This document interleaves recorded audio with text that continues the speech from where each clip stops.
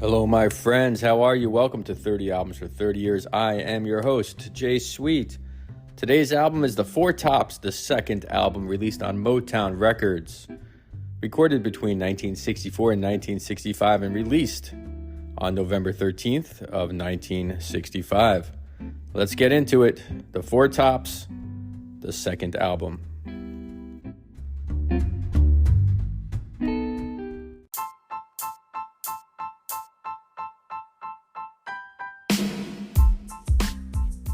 The Four Tops are Motown royalty. Four Tops are also the number of shirts my wife tries on before leaving the house. Oh, brother, this guy stinks! The vocal group, The Four Tops, was formed by four high school friends growing up in Detroit. That's Levi, Stubbs, Abdul, Duke, Fakir, Renaldo, Obie, Benson, and Lawrence, Payton. At first, the group was called The Four Ames. The Ames signed to Chess Records in 1956 and then changed their name to The Four Tops. For 7 years, the group was the furthest thing from being the Tops. They recorded for labels like Chess and then Riverside and then Columbia, but had little success. During this time, they toured frequently and came to the attention of Motown Records executive Gordy, and the group signed with the Visionary. At first, Gordy could not shape the Tops into hit makers, as the quartet recorded mainly jazz standards and was used as backup singers for the Supremes and Martha and the Vandellas. In 1964, the Four Tops' luck changed when the songwriting team of Holland, Dozier, and Holland offered the group Baby, I Need Your Loving. Their recording of the song reached number 11 on the Billboard Charts. The group then exploded when they recorded their first number one hit, I Can't Help Myself, Sugar Pie Honey Bunch, in 1965.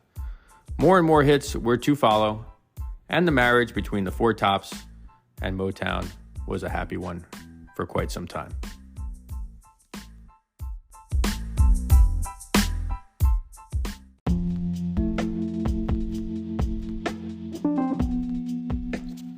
All right, let's discuss the album. The Four Tops released two albums in 1965. The first was a self-titled release that included the singles Baby, I Need Your Loving, Without the One You Love, and Ask the Lonely.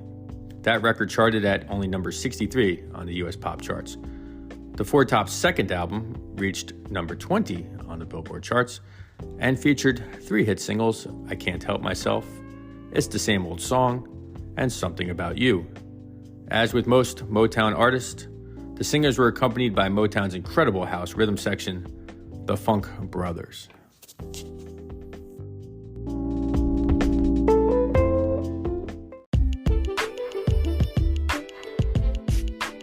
Following the release of the Four Tops' second album, the group was doing great. But in 1967, Holland, Dozier, and Holland left Motown, a significant concern for the Four Tops because they wrote most of their hits.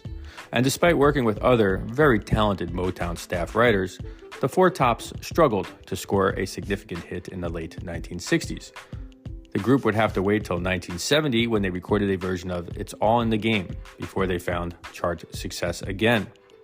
To find a larger audience, the Four Tops teamed with the Supremes to form what became known as the Magnificent Seven. The union came after Diana Ross left the Supremes.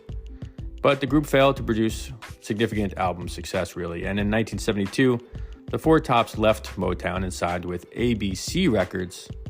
And the move worked well for the Four Tops. They began to chart with more regularity, with top 10 hits like Keeper of the Castle and Ain't No Woman Like the One I Got. With changing trends within the industry and the listening public, the hits began to dry up again by 1976.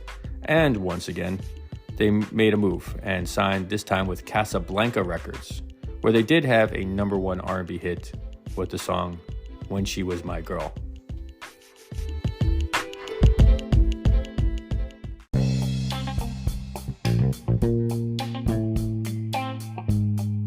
In 1983, the group re-signed with Motown and toured with the Temptations and other groups in package tours. They released a few singles that did okay, but failed to chart in the top 20 on the R&B charts, and nothing they released charted on the Billboard pop charts. And despite this lack of chart success, the Four Tops remained loyal to each other and their music, and continued to stay in the game through touring and by releasing songs on motion pictures. In 1988, the Four Tops were almost the Four Deceased. They were scheduled to fly on a Pan Am flight, Flight 103, from Frankfurt to Detroit, but they skipped the flight when they received a last-minute invite to appear on the Top of the Pops. That's a British television show. Flight 103 was destroyed by a terrorist bombing, and 270 passengers were killed.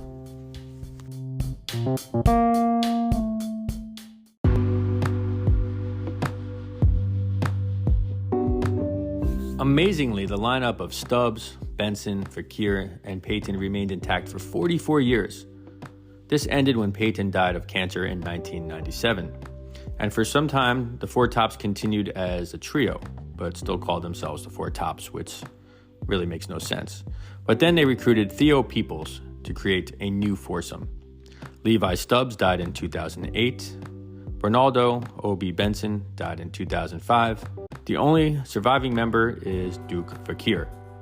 Throughout their incredible career, the group has had 17 top 20 hits on the pop charts and 31 on the R&B charts, making them one of the most influential vocal groups of all time. The Four Tops are a member of the Rock and Roll Hall of Fame, the Vocal Group Hall of Fame, the R&B Hall of Fame, the Grammy Hall of Fame, and have won a Grammy Lifetime Achievement Award.